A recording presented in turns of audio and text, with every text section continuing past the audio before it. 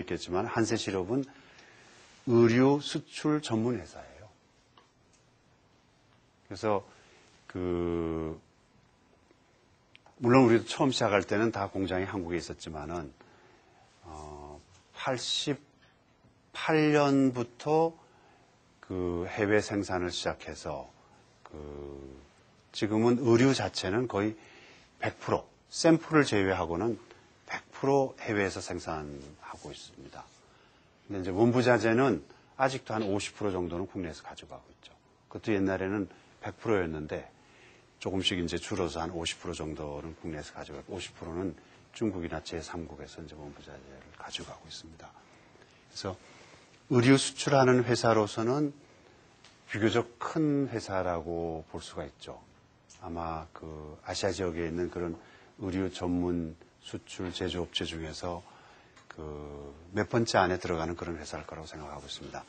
작년에 6억 불 조금 넘어 수출을 했어요.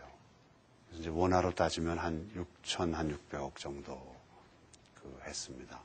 그래서 지금 경기가 나쁜데도 금년 1, 4분기는 지금 작년 1, 4분기 대해서 한 10% 정도 달러 베이스로 매출이 늘어나고 금년 2, 4분기도 지금 거의 주문이 결정이 됐습니다만은 전년 대비 한 달러 베이스 10% 정도는 늘어날 것 같습니다. 근데 원화가 이제 워낙 이게 절하가 되기 때문에 금년에는 8천억 정도의 매출이 가능할 거라고 생각합니다.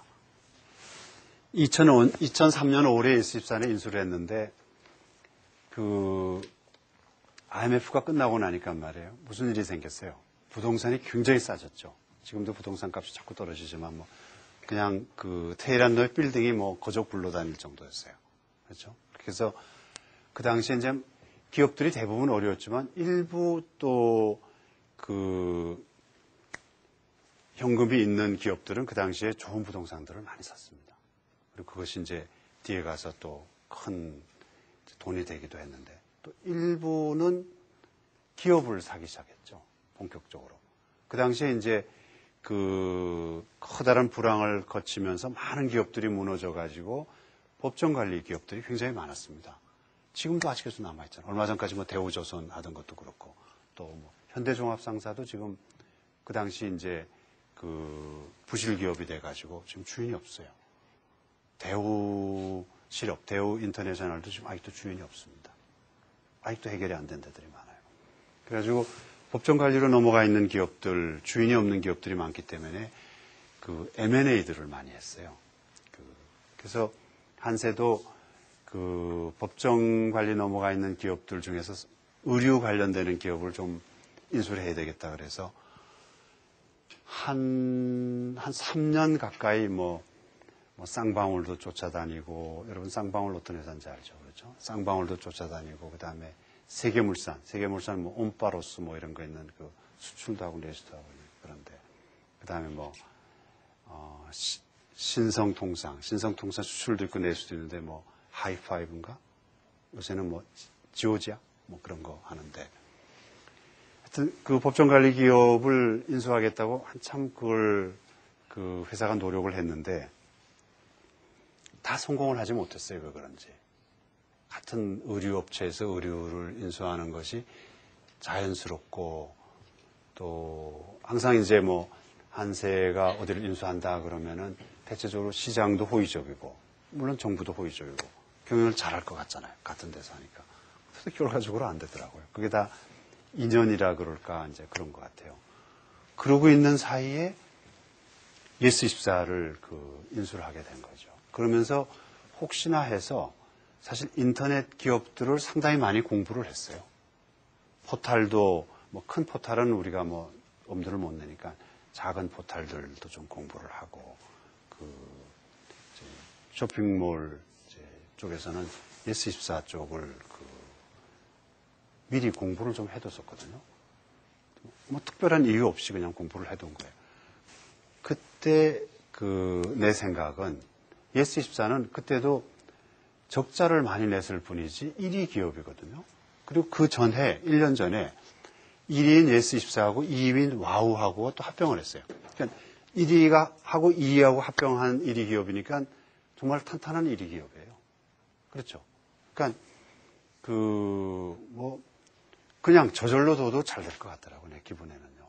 그래서 그냥 잘 모르지만은 혼자 가서 그냥 CEO 노릇하고 있으면 저절로 잘 될 것 같다. 이렇게 이제 생각이 들어서 이제 혼자 점심 먹고 이제 한 3시쯤 되면 가서 거기서 한 2-3시간 앉아 있다가 6시, 7시 되면 퇴근하고 가끔 직원들하고 밥도 먹기도 하고 그렇게 한 1년 지나니까 적자 기업이 흑자 기업이 돼버린 거예요.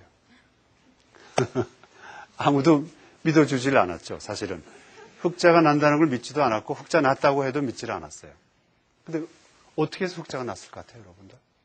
예수24에 가서 일단 이제 증자를 해서 그동안에 이제 좀 쌓여있던 그런 부채들을 어느 정도 청산한 다음에 직원들한테 이제부터는 돈을 벌어야 된다.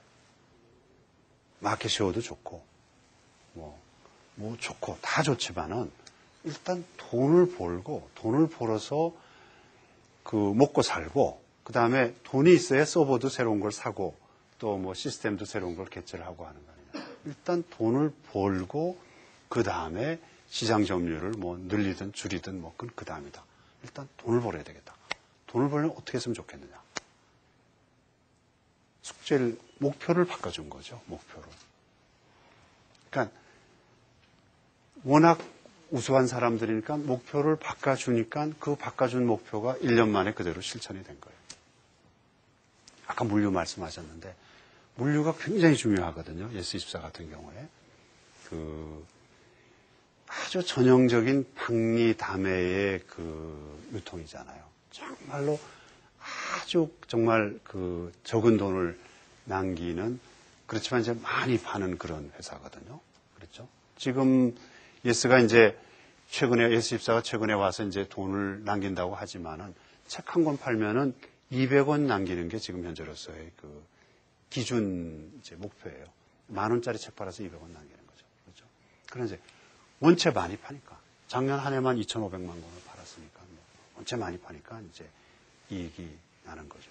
그런 박리담회에서 물류 비용이라는 게 굉장히 중요한 부분이거든요. 그래서 그 당시에 가보니까 이제 물류회사가 독립이 되어 있더라고요. 독립이 되어 있는데 100% 소유한 독립이 되어 있는 거죠.